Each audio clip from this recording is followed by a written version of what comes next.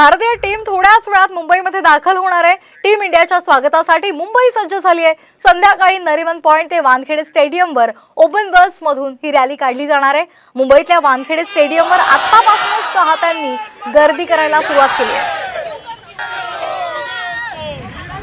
लालबागचा राजा आजचा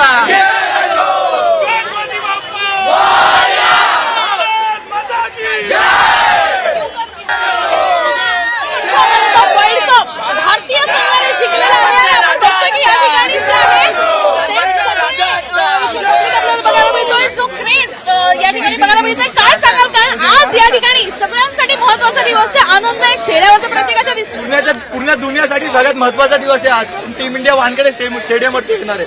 सगळे बघा, हा तर रडत होता मगाशी, त्याच्या डोळ्यातून फक्त पाणी यायचं बाकी होतं। आता फक्त सूर्याला बघायचं आहे स्टेडियममध्ये, बस सूर्याला बघायचं। स्पेशली सूर्यदादा आणि विराट कोहली आणि मुंबईचे ऑल टीम रोहित शर्मासाठी हातात ट्रॉफी घेताना तो क्षण पाहण्यासाठी आम्ही 10 किलोमीटरची ट्रेन जर्नी करून इथे आलेलो आहे मुंबईमध्ये। 17 वर्षानंतर या ठिकाणी वर्ल्ड कप आपण जिंकलेलो आहे आणि आता मुंबईची टीम दाखल होते। किती उत्साह बघायला सांगू नाही शकत शब्दात। दुपारी आलेला, खरं तर टीम संध्याकाळी येणार आहे, तोपर्यंत इकडेच वाट मेन आम्हाला स्टेडियमच्या आत जायचंय। मॅडम स्टेडियम मध्ये जायचे आता फक्त। सकाळपासून आलोय, आताही सकाळपासून आलोय। एक जर आपण बघितलं मॅच मध्ये तर सूर्याने जो झेल घेतलेला होता तिकडे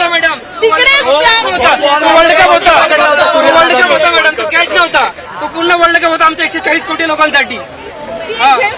दादाने झेल नाही महत्वाची घेतलेलं आहे। त्याने कॅच मध्ये बॉल नाही पकडला, तर त्याने ट्रॉफी पकडली आहे। ट्रॉफी आपण जिंकलो।